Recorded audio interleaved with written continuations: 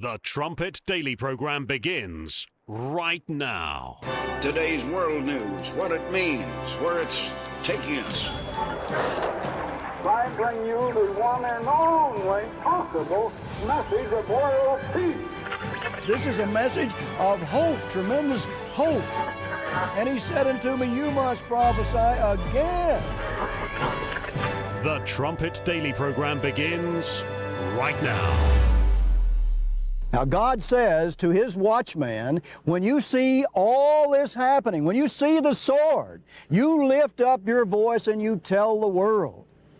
You tell them. Now, let's read Ezekiel 33 and verse 6. But if the watchman see the sword come, and blow not the trumpet, and the people be not warned, if the sword come, and take any person from among them, he is taken away in his iniquity, but his blood will I require at the watchman's hand.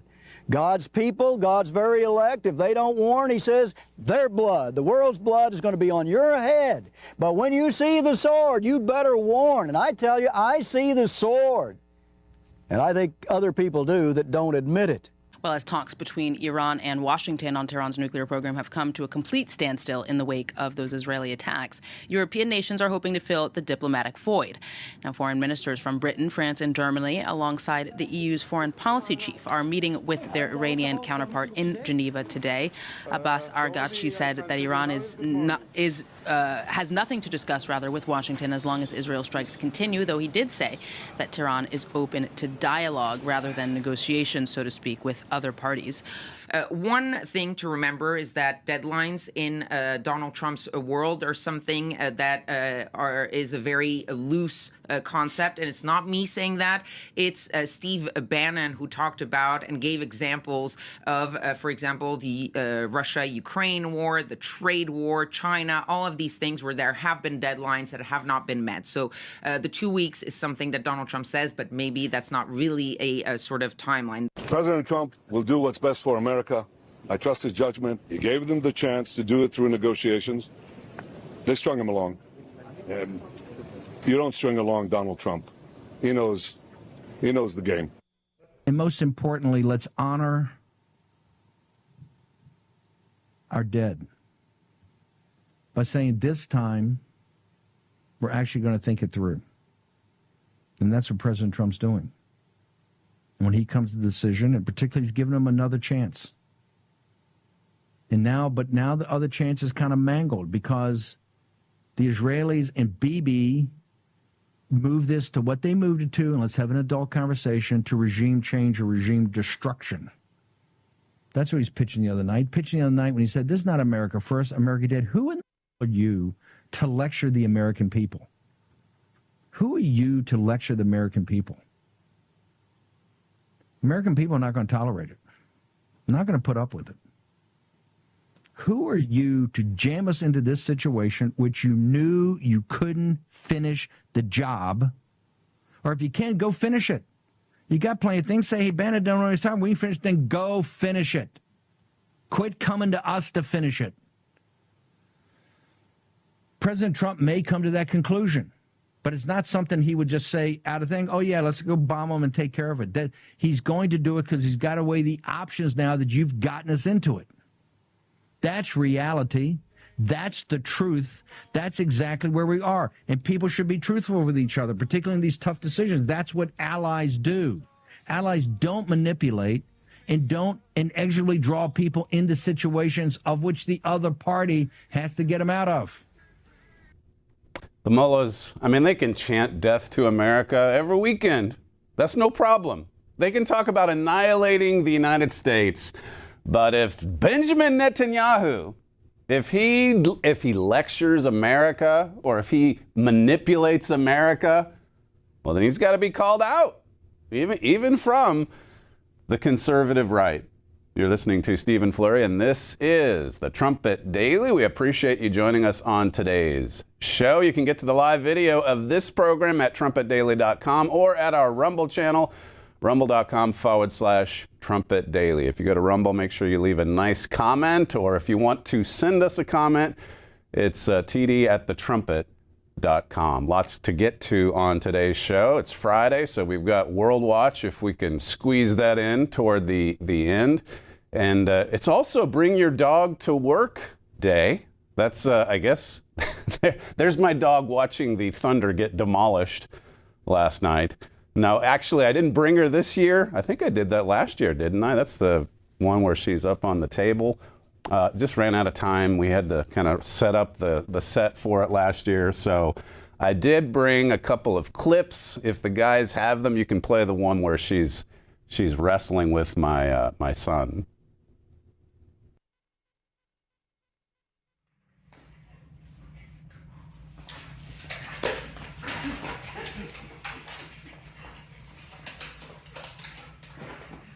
That was a last year, so she's almost 3. She has mellowed out a bit, but those that see her out on campus, there's another clip here of her sprinting down the hill. There she is, coming down from Armstrong Auditorium. She's, according to Google, she's that breed is the 20th fastest dog in the world.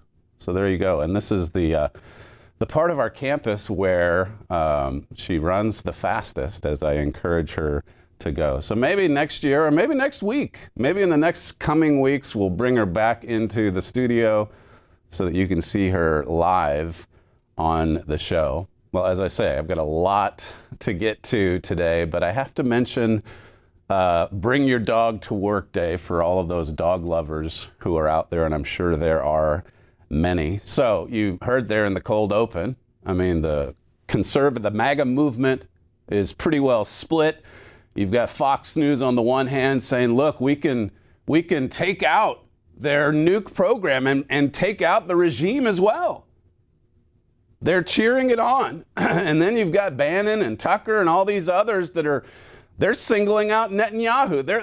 They're basically implying that the problem here is Israel. That Israel, the timing of this was, it happened when it did to manipulate the United States. Well, we got into this and we can't finish it without the bunker busters, so you've got to come help us. And the Tucker crowd says, no way. Because why? Well, it's another Iraq. I mean, as I've said this week, look at He Was Right, the brochure we offer without cost or obligation. And it just takes you right through all of these prophecies of Herbert Armstrong over decades, where he said it back in the 60s, that America had won its last war. I mean, it is true. We've gotten entangled into quagmires. But instead of asking deep questions, important questions, why did we lose? Why did we get entangled in these affairs? Why is it that these tiny little nations or movements can whip the United States? Nobody seems to be talking about that. It's just that, well, we went into Iraq and we were lied to, and they had we were told they had weapons of mass destruction. And then look at what happens later. Trillions of dollars are spent, rivers of blood, American soldiers. I mean, yeah, it was a mess. But where is the pride in American power? It's gone. It's gone, just as Mr. Armstrong said, based on Leviticus 26. I mean, even the talk now, well, we'll give it 2 weeks. 2 weeks for what? It's pretty straightforward. They're close to getting nukes. President Trump himself said they were weeks away from building nukes. Now we've got weeks, 2 weeks. And you notice there from that, I think, France 24 clip in the cold open, as America wants out already, and we're not even in. And then here comes Europe stepping in, talking with Tehran. Now, that's pretty significant. This is Tom Cotton on the 2-week delay, or this time period that President Trump is now saying he's going to give Iran and Israel before America takes any kind of action or decides not to. Clip 6. I don't want to speculate about what the president is thinking or about any information that we may have that's not in the public domain. But I think it is clear after a week of Israel pummeling Iran's defenses that we do have the benefit of time here. Not months, not years, but hours, days, a couple of weeks, as the president decided today. He may give the Ayatollahs one last chance to try to turn over all of their nuclear weapons program and uranium enrichment, also to make sure that we're prepared in the region and around the world. Now, as I've said earlier this week, and Israel, I mean, Israel's taking some hits. They bombed a hospital in Beersheba. But look at what Israel was able to do in just the course of 2 or 3 days. I mean, it's not a kill shot by any means, but they weakened the king of the South, the head of the snake, radical Islam. And with all the firepower that America has, and, you know, Israel, Steve Bannon's right about the fact that Israel may run out of firepower.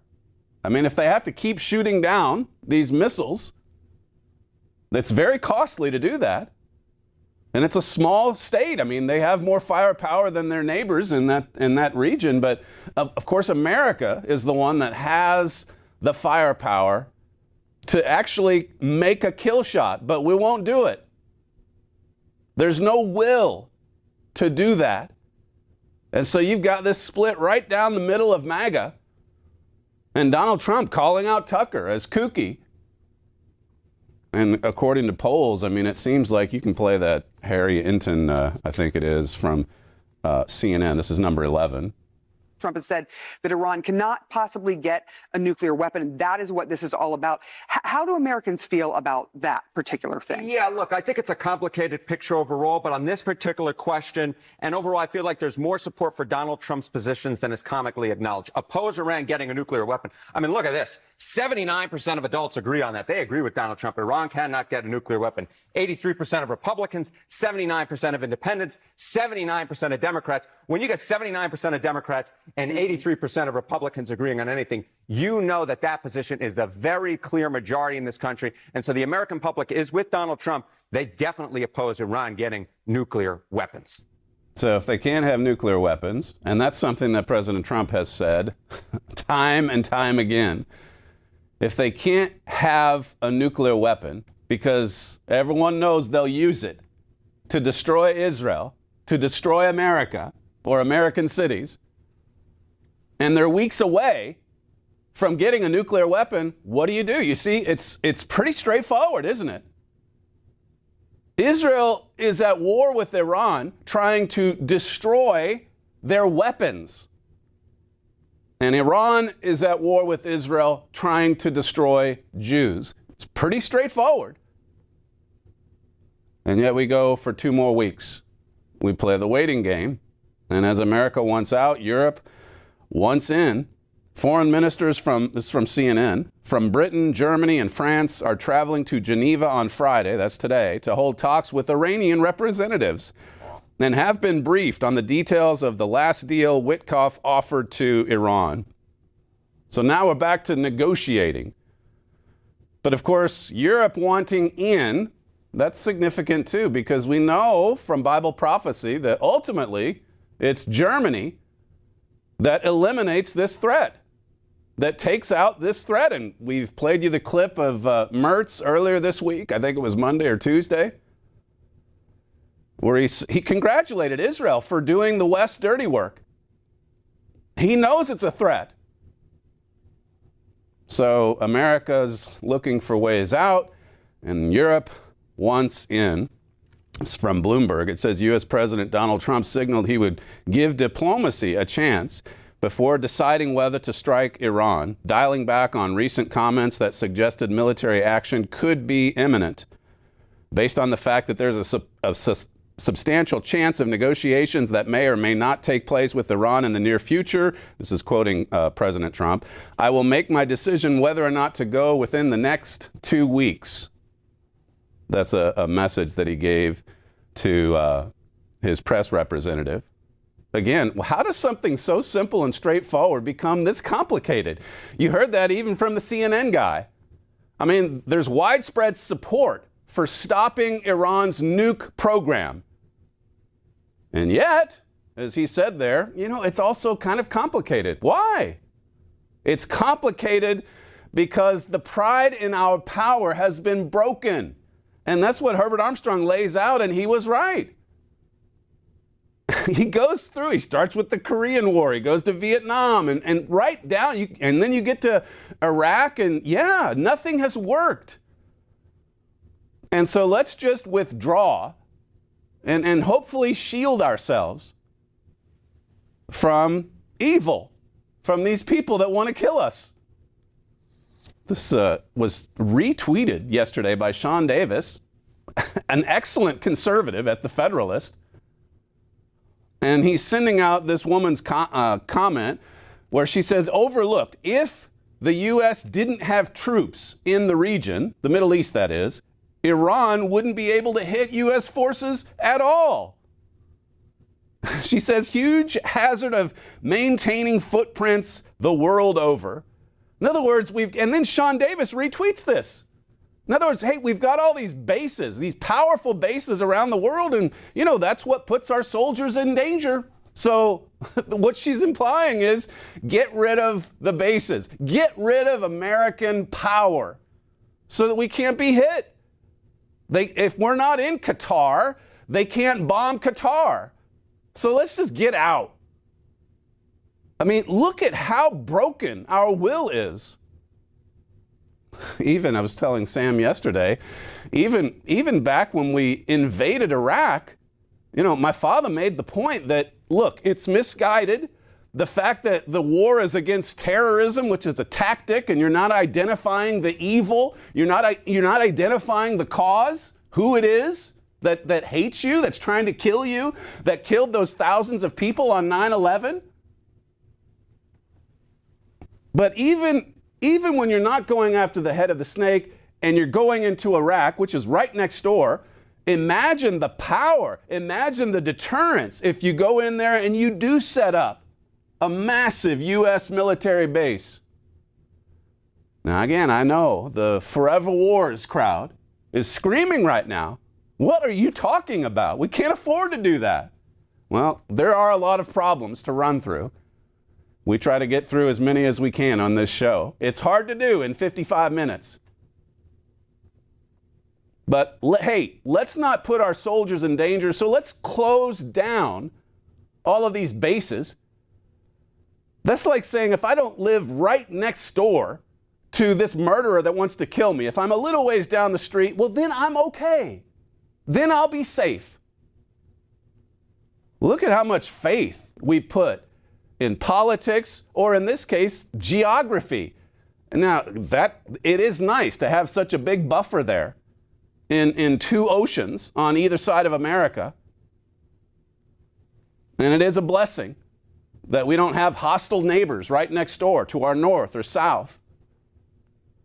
But look, they chant death to America. They want to destroy America. And radical Islam killed thousands of Americans on 9/11. Israel has its 9/11 many times over, just a year and a half ago.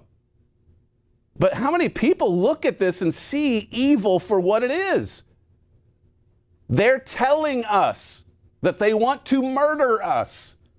And our response, what? Let's close down the bases. Let's single out Bibi Netanyahu as being manipulative. This is insanity. What we're doing to ourselves, ignoring all of these threats.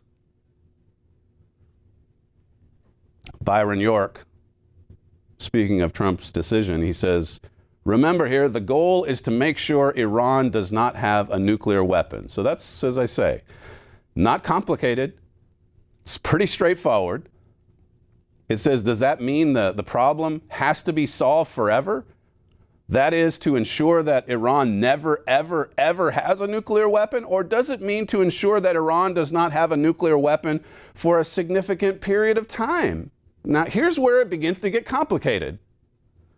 And he draws attention to the division, even in the MAGA movement, and how much Israel has slowed down Iran's march to building a bomb.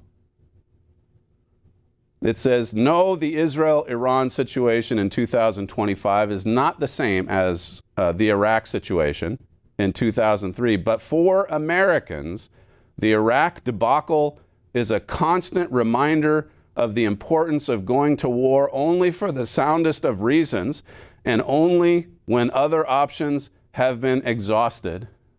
So the translation, if you want me to be straightforward, we've lost so many wars that we've got to drag our feet now before we get involved in anything else.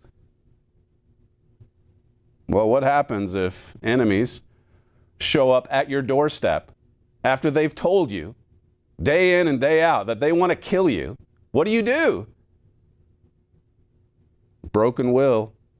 It says here, as a matter of fact, Trump won the Republican nomination and then the White House in 2016 by stressing what a terrible misuse of American military power and prestige the Iraq misadventure had been.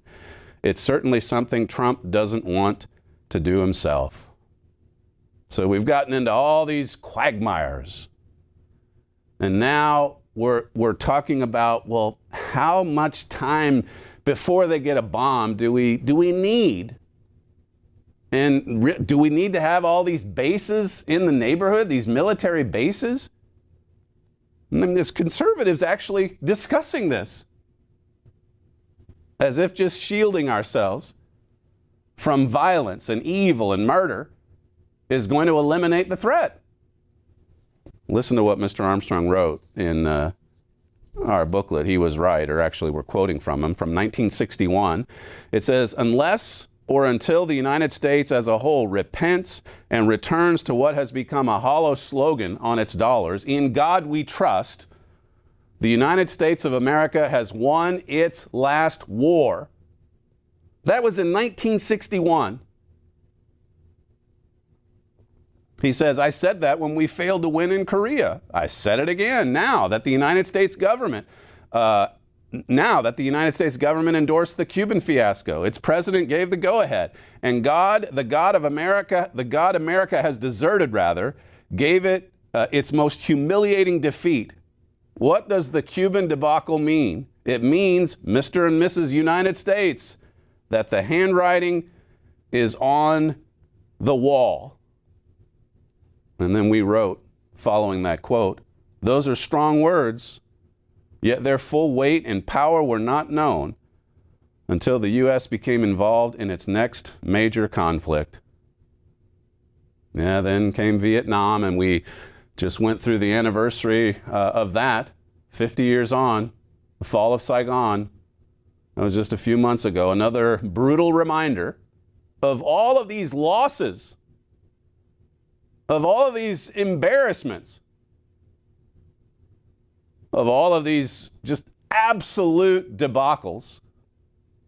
Look at the withdrawal from Afghanistan as yet another example.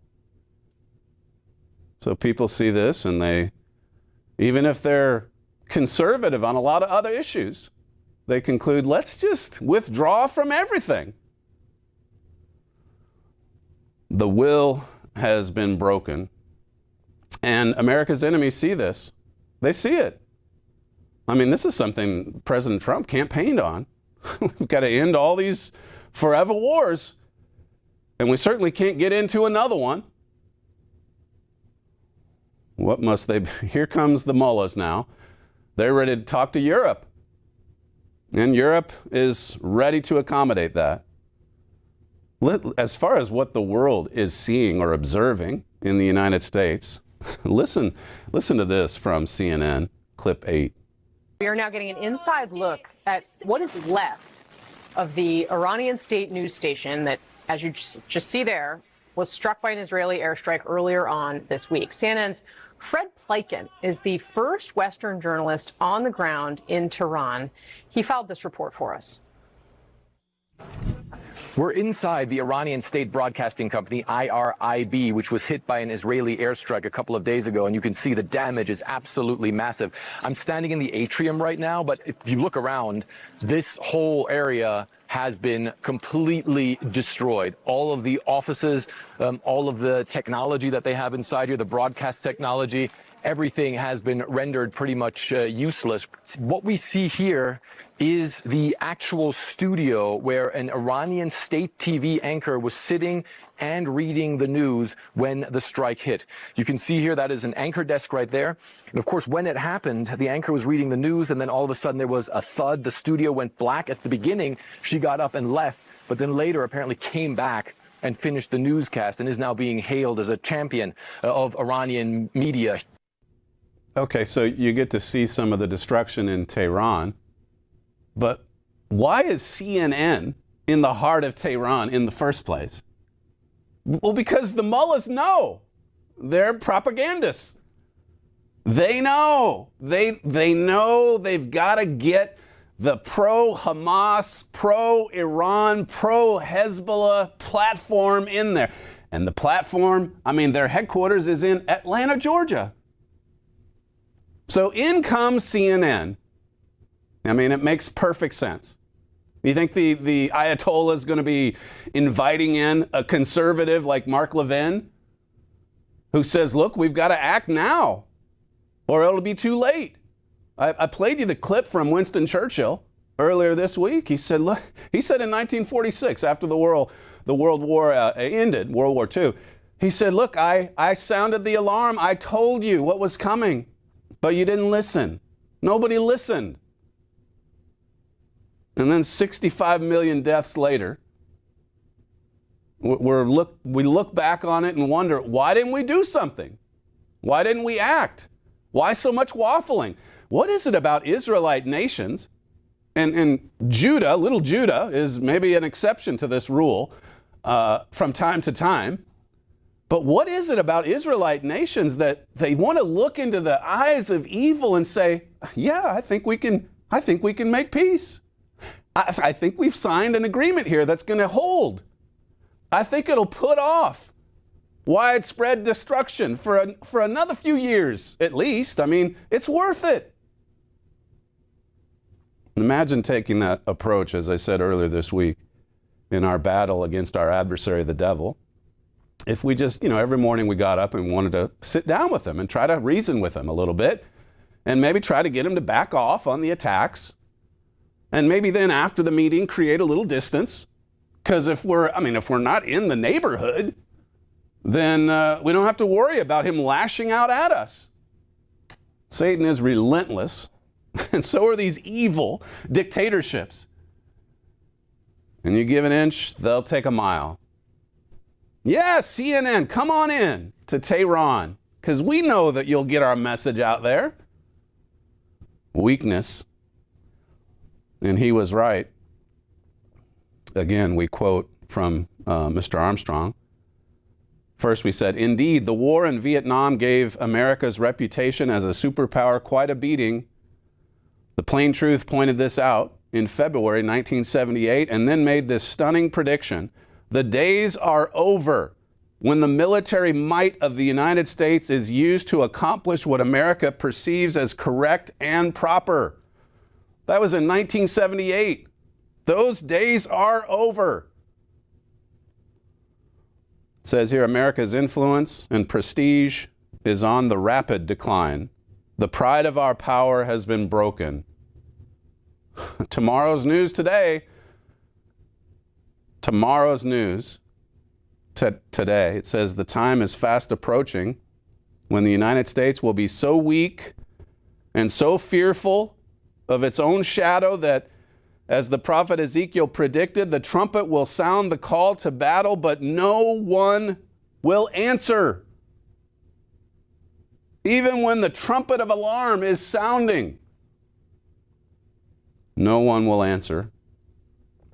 Or if they discuss it, they'll talk about the problem with Bibi, the problem with Israel. Kim Strassel, the American First face-off. She highlights this divide in the MAGA movement. You've got a lot of the MAGA people that want to be completely and totally isolationist. It says, but all caution fled last week as the irate contingent watched Israel gear up to strike Iran and choose to test its influence to unleash their online troops on Mr. Trump himself. She talks about Tucker and Steve Bannon. Mr. Carlson blasted the warmongers pushing the president to confront Iran, while this other commentator claimed Israel's strike had made a mockery of Mr. Trump's calls for negotiations. Critics hurled insults at Senator Lindsey Graham and Tom Cotton and warned that Mr. Trump's support for Israel would make him complicit in war, amount to a betrayal, and collapse his coalition. Yet Mr. Trump moved decisively in both word and deed to retake control. And she talks about how he called out Tucker Carlson, said he was kooky. And then it looked like he was prepared to act. He was saying that Iran can't have a nuclear weapon. But then, just in the last day or two, you've got more indecisiveness, more indecision. You've got 2-week delays. Steve Bannon he's been about as outspoken as Tucker, singling out the Jews, as you heard in the cold open, as the problem, or at least a big part of it. This is clip 1. So this part of MAGA that's most concerned with this is principally veterans or parents of young people that could be called in here. And it's a very deep thing. We don't want any more forever wars. And if you look at the cheerleaders, and let me specifically call out Fox, it is unacceptable. What they're doing as a news network, it's pure propaganda. 24 hours a day, when President Trump had the election stolen and we went back to Mar-a-Lago, the Murdochs made a specific decision that Trump would never return, okay? They said it, and this is why they didn't go to trial. They said in the email, Murdoch's email was going to make him a non-person. Everybody, they took a paycheck from Rupert Murdoch, was part of that. So those people, when they sit there and go, oh, we're super MAGA, we're Team Trump, for 1 year, in 2021, I don't think he was on Fox Live ever. They never covered any live rallies because they're afraid to talk about stolen election. So all those guys, Mark Levin, Sean Hannity, where were they in the darkest days of the MAGA movement? And I don't need to hear them doing the same cheerleading that this has to happen. It has to happen. Why did it have to happen last Thursday? That has not been answered. Bibi came on Fox on Sunday afternoon and told Bret Baier, we're 12 to 13 months. Oh, they were 12 or 13 months away. This is his words, 12 or 13 months away from actually having a weapon. And now CNN and others, John Daly, they're all putting together compilations of Bibi's last 30 years of telling us they're just 12 months away. So what's changed? So you're all over the map. I mean, on the election steal and the enemies that they were fighting. I mean, this man went to prison. He was that fierce. He was that fearless in fighting against the radical left, in fighting against Barack Obama. And they sent him to jail for several months. But then you talk about the forever wars. With no fighting. We don't want any fighting. We don't want any more forever wars, which basically means no more wars, just peace. Well, look at the world we're living in. And then again, the shot at Netanyahu. For the last 30 years, he's been telling us they're getting close. They're getting close. Well, I mean, Churchill sounded the alarm for 10, 15 years. And there were all kinds of people that said, listen, you've been saying this for years. Go back to the wilderness. At some point, it explodes, and everyone's left to point fingers at the cause. Look at what, like my father said in those shows back in the 1990s, I mean, look at what they're saying, and then look at what they're doing. Look at why they have our nuclear weapons program. Look at what they've been doing for the last several decades. Look at what they did on 9/11. Look at what they did on October 7. I mean, Israel, in a lot of ways, and it's not just with Iran here, I mean, they've been going it alone, going after Hamas. I mean, they basically decapitated Hezbollah. Now they're going into Iran. They had their 9/11 many times over. And it happened in 2023. It happened less than 2 years ago. And now the debate is, well, I mean, are they 12 months away? And haven't we been hearing that for years? So there's no real threat here, is there? Delusional. The peace derangement syndrome. That's what we're seeing. We're seeing it on a mass scale. Listen to Bannon again, clip 2. Remember, the first trip we took in the first administration was to the Middle East, Riyadh, Jerusalem, and Rome, and that was done on purpose, right? And his speech he gave there the first time was, I think, one of the best speeches he ever gave, that, hey, we got to work this out together. I actually think the second trip he took was actually more powerful because he talked about peace and prosperity and how we can work our way out of here through peace. And we're not here to tell people, you know, specifically what your cultures and societies have to be. Your cultures and societies have to develop how they have to develop. We got some pretty good allies over there. I mean, MBZ, UAE punches way above their weight, and he's also known as a man, I think, throughout the world that's very level-headed. MBS, you have some the new relationship with, or the new relationship with Qatar. I think those people ought to be brought into this decision maker right now because at least publicly, they're backing the Ayatollah. Behind the scenes, I'm sure it's different. They remember they had a détente. The Saudis went out of their way in 23 to have a détente, right, with the Ayatollah. President Trump, he's got a great negotiator in Steve Witkoff. President Trump's a deal maker. We've got all these great allies. It's so much better, the recent trip to the Middle East, than it was even back in 2017. Well, look at what's been happening since 2017. Look at October 7. We've got all of these allies, and, you know, I know they say things publicly that show support for the mullahs. But listen, behind the scenes, I mean, they'll work with us. And, oh, by the way, we've got deal makers like Witkoff. Let's talk peace. Let's talk about peace. No more wars. Melanie Phillips. The return of the neocon canard. Israel's war with Iran has given an ancient blood libel a new lease of life. Further on, she says, the question is, why, given all these differences, such strong anti-war feeling exists on both sides of the Atlantic? And she points out what we're now seeing. You see, there's radical left-wing commentators that are saying, you know what, I'm actually starting to agree with Tucker. Because Tucker really pressed Ted Cruz. Tucker really exposed Ted Cruz. I mean, Ted Cruz doesn't even know how many people are in Iran. He doesn't know the Iranian population. So he's obviously ignorant. So you've got these people on the far right, you've got people on the far left. And what's the common denominator here? Well, she explains. It says, Iran has been at war with America and the West since the Islamic revolutionary regime came to power in 1979.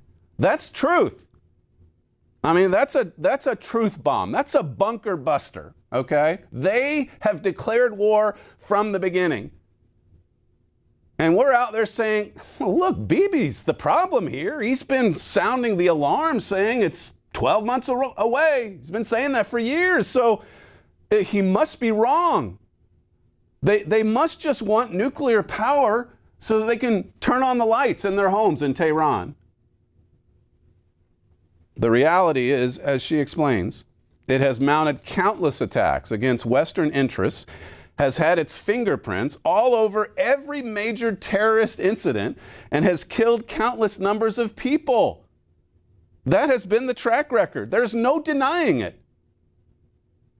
Unless you just want to firmly bury your head in the sand and say, hey, let's get all of the Middle East nations represented and sit down and talk it through. We've got new allies in Qatar and the UAE, all over the place. You notice he didn't mention Israel or Bibi Netanyahu. It's been building intercontinental ballistic missiles to hit America and Europe and repeatedly declares its intention to destroy the West. Melanie Phillips wrote this. So why is the West so blind to all this? Why can't we see it? And when the alarm is sounded, like my father said there in the cold open, that was from 1997 or 8, I believe. If the watchman sees the sword rising and he doesn't sound the alarm, well, then their blood's going to be on his head. You don't see the sword and wait until you're stabbed in the heart before you start to do something. That's what a lot of people want to do, though. We're seeing it. We're seeing it. And they're talking endlessly about peace. We're going to have peace. Why is the West so blind? Why doesn't it understand that it needs to defend itself against this clear and present danger? The answer, astounding as this may seem, is that people on both the left and the right have concluded that the Islamic world's aggression against the West is all the fault of the Jews. Here we go again. History repeating itself.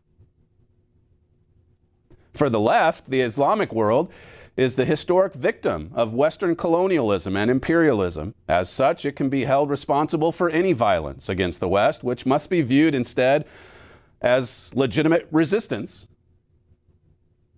Accordingly, Muslims, whether in the form of Palestinian Arabs or the Iranian regime, can't possibly be guilty of genocidal aggression against Israel.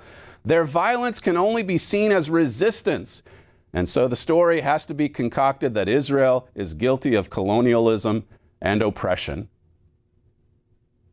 And so you have the coverage. CNN, they're proud to report from Tehran. They do the same in Gaza. The UN, a lot of times the UN sets up shop right next to the Hamas guys. And then you've got reporters that are embedded into the Hamas movement. They were there on October 7th, some of them. Just reporting the facts.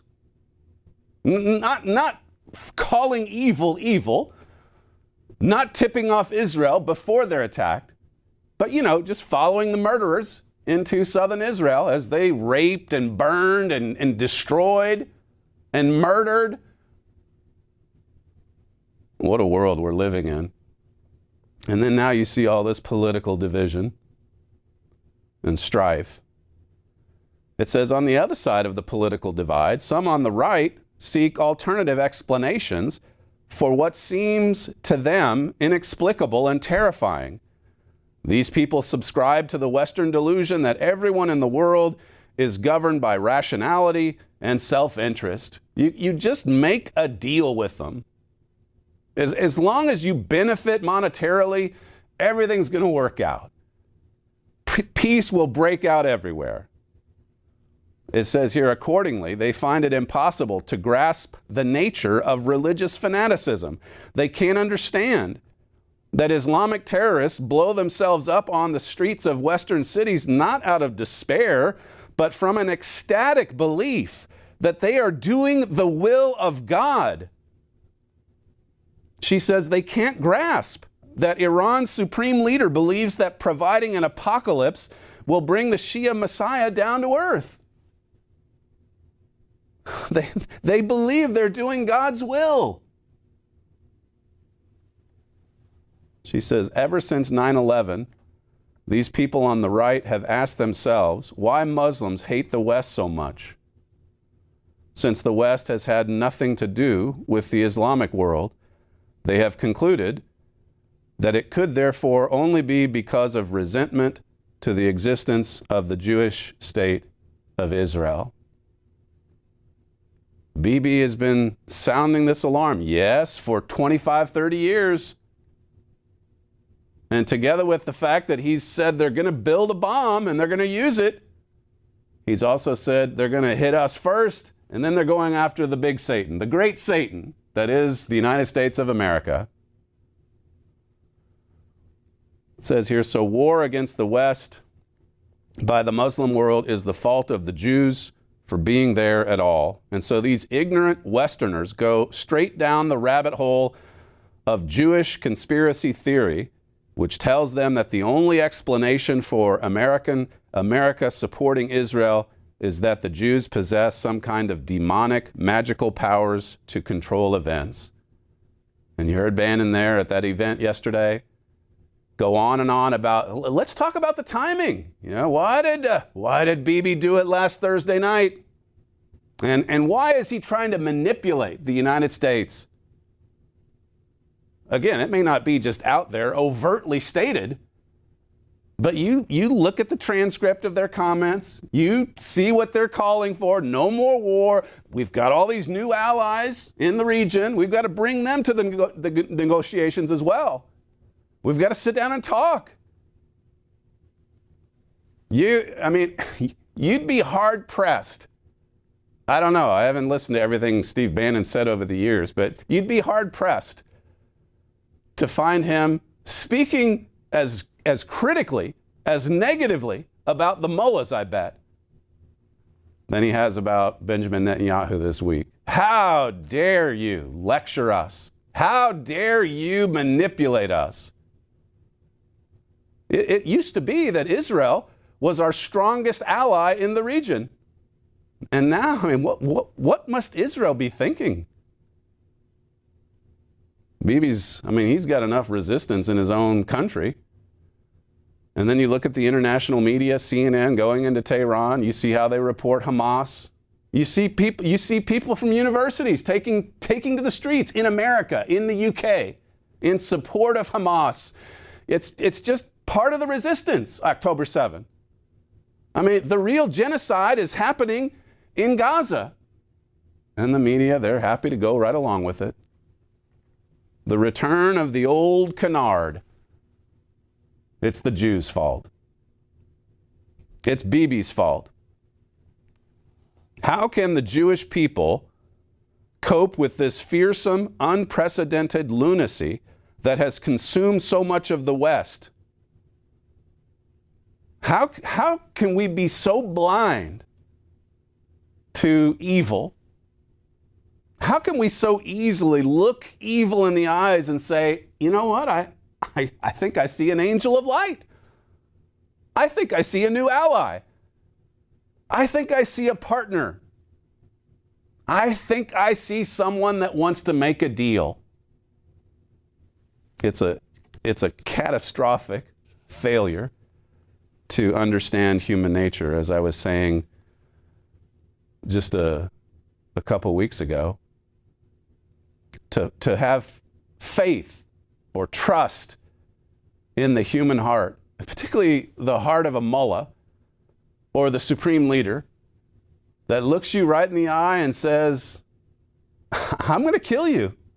I'm going to take you out. And when I do it, I want you to know, even if I go out with you, I'm doing God's service. I'm doing the work of God. Listen to this one last statement from Steve Bannon, clip 5. I think this is one of the most, or not the most important time in history, in modern American history. We are this is much more dangerous than the late 1930s, much more dangerous. The weapons more dangerous. I think the character of people throughout the world is changed, and I just think the political class and the globalists have sown the wind, and we're about to reap the whirlwind. And so there you go. I'm not entirely sure all that he's talking about, but this is in the same discussion where he's going after Bibi and declaring that we've got other allies in the region. And then he talks about it being a more dangerous time than the 1930s, if he only knew. But what is it that he sees as the grave danger? Well, I guess globalists, the political class. Does he see Iran as part of the problem? Or the now forming empire in Europe that wants to get involved in peace negotiations with Iran? Well, he does a good job of seeing China as a threat, and it is. And Russia too. But if character, and I assume he means that the character of people is worsening, and it's more dangerous now than it was in the 1930s, well, what are the solutions then? What is the solution to the Iran problem? It's the biggest source of trouble and evil, not just in that region, like Melanie Phillips brings out. I mean, the history goes back decades. They love killing Jews. They love killing Americans. The big Satan and the little Satan. They've been at war with America since 1979. Started with the hostage crisis, and then you just go right down the line. The bombing in Beirut, killing soldiers. And what's the solution there? Even when you have a strong president, well, let's get him out. If they weren't there in the first place, they wouldn't be a target. So let's withdraw and let's shield ourselves from the evil, as if that's possible. There is no hope in man. Our hope, our only hope, is in God. God's trying to get our attention. Are we listening, though? God's sounding the alarm. God's raised up a watchman.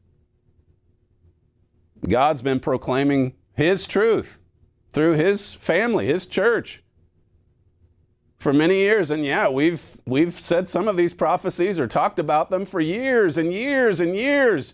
And the tendency of human nature is to say, you've been saying that for 30 years. It's never going to come to pass. The Bible says in the last days there would be scoffers, scoffing at the promises of God, scoffing at the prophecies of Jesus Christ's return to this earth. And we certainly see a lot of them all around. I want to leave at least a few minutes for WorldWatch. It'll probably take you a little bit over, but we won't charge you for that extra time.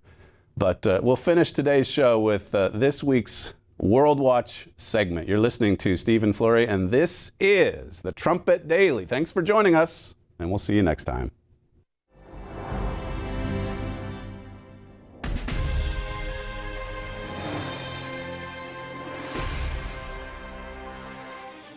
A China-backed militia has gained control over new rare earth mines in eastern Myanmar, Reuters reported on June 12th.